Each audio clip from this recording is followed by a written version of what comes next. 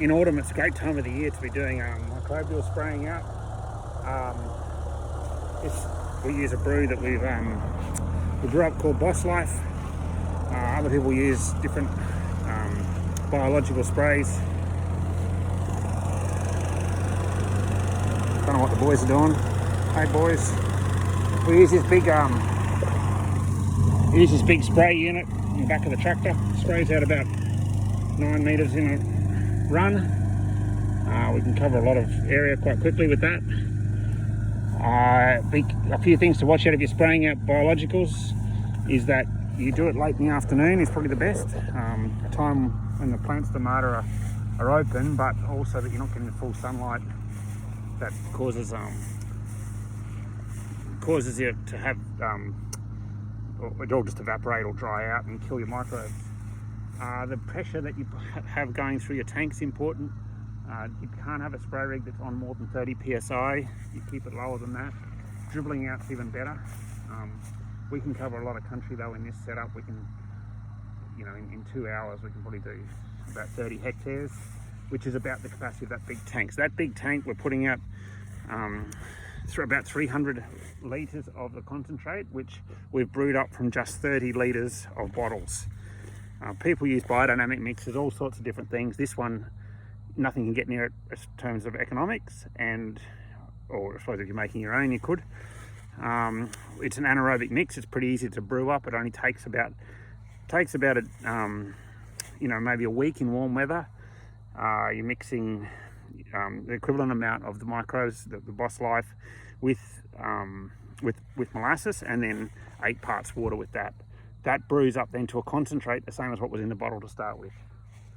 In this case, we're mixing some fish emulsion with it, which has increased our cost of our application from $7 a hectare.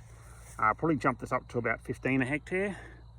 But in this case, we really want to stimulate things. We're coming into autumn. We've had a lot of rain.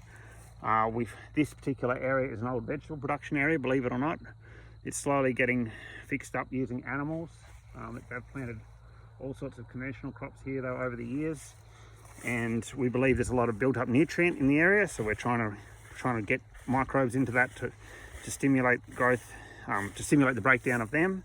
But also we believe it's possibly old chemicals used in the area, so biology is used to break that down. There's a fungal bacterial balance that we're trying to get at about 50-50.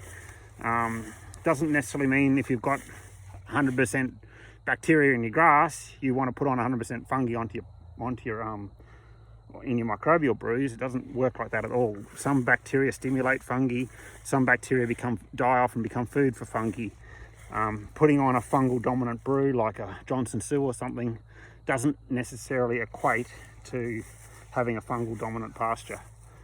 Achieving that 50-50 balance is what we're looking for. That means issues like dieback disappear. We're not allowed to make a claim saying Boss Life helps with dieback, but in our farm that's what we use. If there's any areas that pop up with dieback, you just spray them out with this. 2 weeks later it's gone.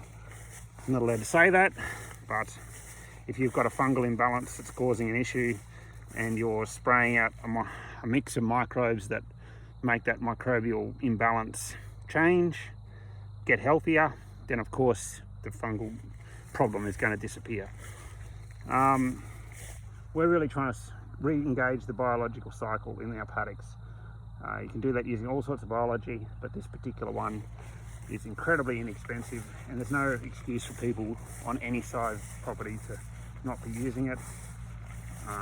Even putting it out through animals. There's a myriad of examples on the internet. We've done posts on how to brew this stuff before and how to mix it. Have a look at No Chem Cowboys, or have a look at the Kandanga Farm Store pages. It's just such a simple thing to do, and it blows my mind why everyone that owns any sort of block of land from a house yard to 1,000,000 acres can't work out a way to at least do a few paddocks with this stuff. That's the team today, and that's the Boss Life going out.